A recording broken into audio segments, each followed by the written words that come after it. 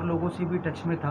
कोई प्रभावशाली व्यक्ति था जो पार्टी इन पावर है उसे टच में था? किन किन लोगों से टच में आना सामने आया? अभी तक गोपाल केसावत का किसी भी आरपीएससी के मेंबर से या किसी भी भर्ती प्रक्रिया की संस्था से जुड़े होने का कोई साक्ष्य, कोई इंडिकेशन हमारे पास नहीं आया।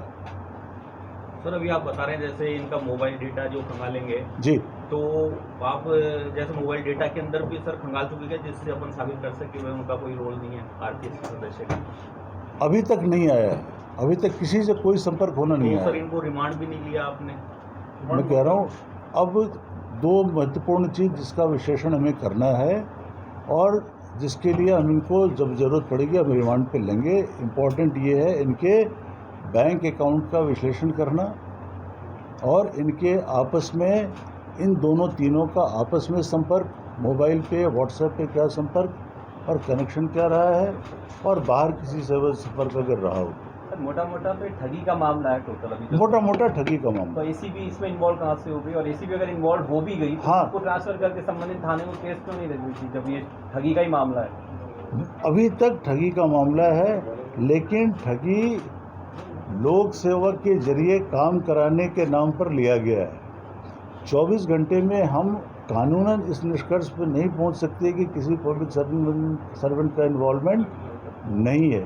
आज हम कंक्लूड करके नहीं कह सकते कि ये पीसी एक्ट इसमें इन्वॉल्व नहीं है। हमें जो शिकायत प्राप्त होती है एफआईआर के स्टेज पे जो शिकायत प्राप्त हुई है उसमें उसने ये भ्रम दिया है कि मैं आरपीएससी मेंबर से काम कराऊंगा। उससे आज तक 2 दिन का समय निकल गया। 2 दिन में हमने जो इन्वेस्टिगेशन करी है उसमें किसी पब्लिक लोक सेवक की भूमिका अभी तक सामने नहीं आई है। इन्वेस्टिगेशन इतनी जल्दी कंप्लीट नहीं होगा। सारे चीज़ उसके देखे जाएंगे कि कब इसने किसको बुलाया, जब पैसे लिए वो कहाँ जमा कराने थे, क्या इन्होंने पहले भी संपर्क किया है, इस जो अभी बीच के 2 लोग दलाल जो आए हैं इनसे इनका क्या संपर्क रहा है, उसको एक्सपोज करना इन्वेस्टिगेशन का हिस्सा है। हम उसके बाद हम जो भी साक्ष्य आएगा विश्लेषण करके निर्णय लेंगे। सर, और भी लोग हो सकते हैं क्या इसके शिकार? ऐसा कुछ आपकी कार्रवाई के अंदर इन्वेस्टिगेशन में आपको? वो इन्वेस्टिगेशन में आएगा। देखो, कल तो हमने केस किया है, अगर किसी का आता है नाम तो हम उनसे संपर्क करके पूछेंगे कि उनको क्या कहा गया या किसी और से। देखिए, संभव है कि कल मुकदमा दर्ज हुआ, आज अखबारों में आया ही है।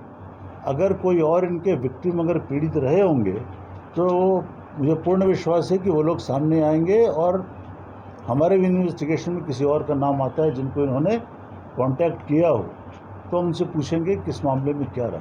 सर, रिमांड क्यों नहीं मांगे? क्यों? अगर कोई चेन में अगर और लोग भी तो उन्हें तो भागने का वक्त मिल जाएगा जैसे सुरेश ढाका भाग गया था। नहीं, देखिए, रिमांड नहीं लेने का कारण हमारा बड़ा स्पष्ट है कि जो इलेक्ट्रॉनिक डेटा है, जो उसके बैंक स्टेटमेंट का डेटा है, उसको एक बार हम छानबीन करके पर्याप्त सामग्री हमारे पास आ जाए ताकि जिसके आधार पर हम उनसे पूछताछ कर सकें।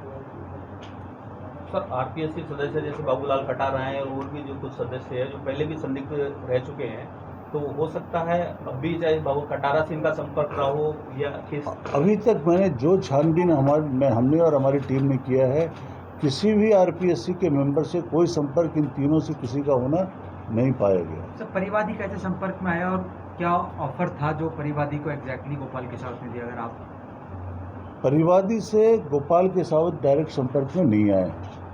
परिवादी से जो संपर्क किया गया वो ये कह के किया गया कि तुम्हारा ओएमआर शीट में तुम्हारे इतने नंबर हैं, इतने में सिलेक्शन नहीं होगा, हम ओएमआर शीट चेंज करा देंगे और आरपीएससी मेंबर से हमारा संपर्क है, ओएमआर शीट चेंज करा के तुम्हारी भर्ती करा देंगे। तो उसको अगर ओएमआर शीट दिखाई थी वो कहाँ से दिखाई इन्होंने? जो उसकी नंबर ओएमआर शीट इन परीक्षा जब होती है तो कैंडिडेट को एक कॉपी ओएमआर शीट की दी जाती है। वो ओएमआर शीट इनके पास थी, कैंडिडेट के द्वारा प्रोवाइड की वो ओएमआर शीट थी।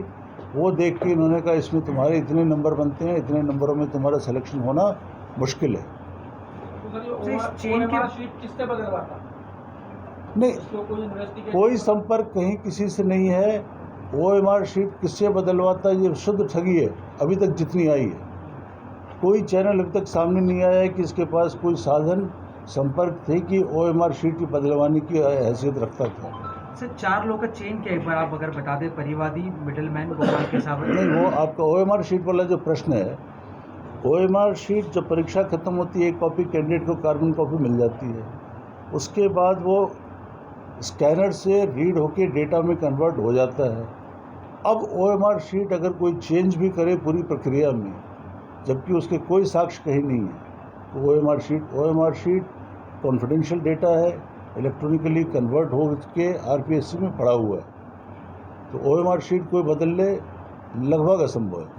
सर एक चीज बताइए सर, एक चीज हाँ। ये जो भोपाल है, इसका पॉलिटिकल एफिलिएशन रहा है पास्ट में, ये पहले MOS मिनिस्टर ऑफ स्टेट रहा है, चेयरमैन रहा है, तो आप इस चीज को पूरी तरह से रूल आउट कर रहे हैं क्या कि भाई इसका RPSC से कोई एफिलिएशन होगा नहीं, जो ये इतने कॉन्फिडेंस से OMR शीट चेंज कराने की बात कर रहा था, इसको आप रूल आउट कर रहे हैं क्या अभी तक की इन्वेस्टिगेशन? अभी तक की इन्वेस्टिगेशन में इसको पुख्ता तौर पे रूल आउट कर रहा हूँ, कोई चीज़ नहीं आई है इसके किसी भी सरकारी व्यवस्था से इसके संपर्क होने के। लेकिन इसकी कॉल डिटेल रिकॉर्ड से, इसके और कन्वर्सेशन से इस चीज को इन्वेस्टिगेट तो आप करेंगे ना? बिल्कुल करेंगे, तो मैं यही कह रहा हूँ आपसे, इनके तीनों के कॉल डिटेल लेकर के, इनके बैंक स्टेटमेंट लेकर के, उसका विश्लेषण, आपस में कनेक्टिविटी देख के हम उसकी तफ्तीश करेंगे। इन्होंने किसी और कैंडिडेट से संपर्क किया हो उससे हम पूछेंगे, और फिर उसके बाद रिमांड लेकर के ज़रूरत होगी आगे पूछताछ करेंगे। क्योंकि ये तो एक कंप्लेनेंट है जो आपके पास आ गया जी, लेकिन ये एग्जाम 14 मई को हो चुका था, जी, तो अब तक में हो सकता है कुछ कैंडिडेट्स ने इसके साथ मनी ट्रांजैक्शन किया हो, उसका कुछ अभी तक आपके उसमें आया हो, या आपकी वेरिफिकेशन के टाइम पे वो चीज़ आई हो कि कुछ नहीं, और कैंडिडेट्स ने भी इसको नहीं, टेस्ट किया? वेरिफिकेशन में अब तक इन्वेस्टिगेशन में ऐसी कोई चीज़ नहीं आई है कि इस एग्ज़ाम में किसी और कैंडिडेट ने इनको कांटेक्ट किया हो, लेकिन वो पिछला जो डेटा है CDR का और उनके जो चैट एनालिसिस है वो अभी हम कर रहे हैं, हम और हमारी टीम कर रहे हैं। उसको करने के बाद फिर हम आगे उसमें तो सर बढ़ेंगे। उसके बाद ही जब आप ये डेटा एनालिसिस कर लेते उसके बाद ही प्रेस कॉन्फ्रेंस बुलाते ना सर, फिर आज के RPSC के लिए बुलाइए गए कॉन्फ्रेंस? नहीं, RPSC के लिए नहीं बुलाई। RPSC को क्लीन चिट देने की नहीं, आप इसको समझने की कोशिश कीजिए।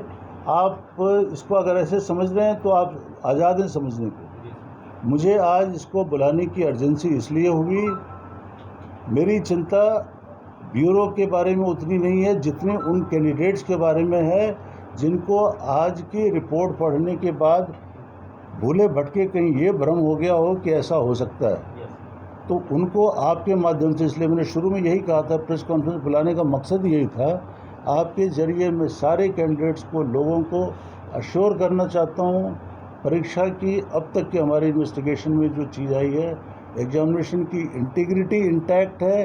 लोगों को ऐसे दलाल ठग मिले तत्काल हमारे पास है, and let this go as a glowing example that ACB and its team is committed to go to the last man who is involved in cheating.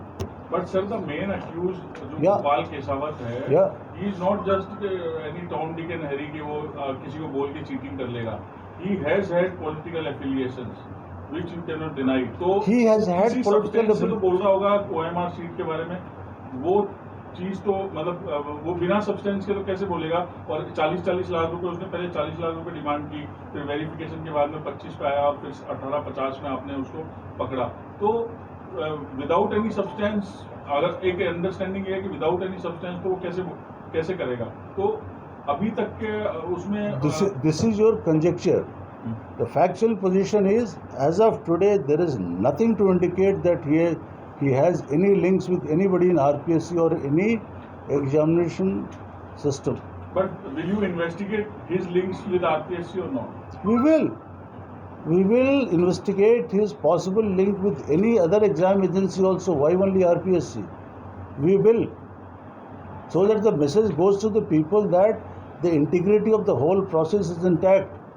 And if it is not intact, then we will find out where is there any problem. But fact remains that as of today, nothing has been found. Sir वो तो ये तक कह रहा है कि 4 से 5 RS लगा चुके ऑलरेडी। आप देखिए, झांसा देने के लिए कोई किसी को कुछ भी कह सकता सर है। ये गिरोह किसने बनाया था इन चारों में से?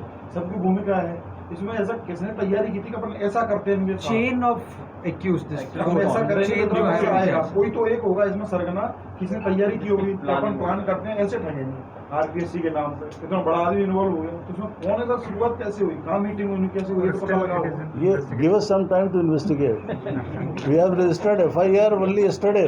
नहीं सर, ठगी का मामला आई- आगे सामने तो ये भी आ गया, वो किसने गिरोह बनाया था? आएगा आएगा सर मेरा सवाल है, जी। परिवादी विकास को जब OMR सीट खुद की मिली हाँ तो उसने कहा कि मेरी बहन ने भी एग्जाम दिया है, हाँ उसने भी उसका रोल नंबर बताया, हाँ तब उसको ये कहा कि आपकी बहन ने फॉर्म भरा था लेकिन वो एब्सेंट थी, तो उनको कैसे पता चला कि इसने एग्जाम ही नहीं दिया? अंदर भी detail sir this is not a fact of investigation. ये आपके पास जो अगर आया है कहीं से तो और वास्तव में उसकी बहन ने एग्जाम नहीं सर दिया था। ये फैक्ट बात है, ये जो कह रहे हैं कि वो उसने कहा कि मेरी सिस्टर ने भी एग्जाम दिया था, विल वेरीफाई दिस, उन्होंने कहा विल वेरीफाई दिस, एग्जाम में नहीं बैठी सिर्फ अप्लाई किया। विल वेरीफाई दिस, बट उसके पास आरपीएससी से कोई इंफॉर्मेशन आई हो। ये सूचना ही इसके ऊपर सवाल खड़ा करती है सर। एक दिल्ली का रहने वाला, एक हरियाणा का रहने वाला, एक हनुमानगढ़ का रहने वाला, केसावत यहाँ रहता है, जिनका आप बता रहे हो कोई लिंक नहीं है आरपीएससी से। फिर ये सूचना उन अनपढ़ लोगों को कैसे मिली कि इसकी बहन ने तो एग्जाम ही नहीं दिया था? 4 लोग का लिंक एक बार आप उस पर हाँ मैं 4 लोग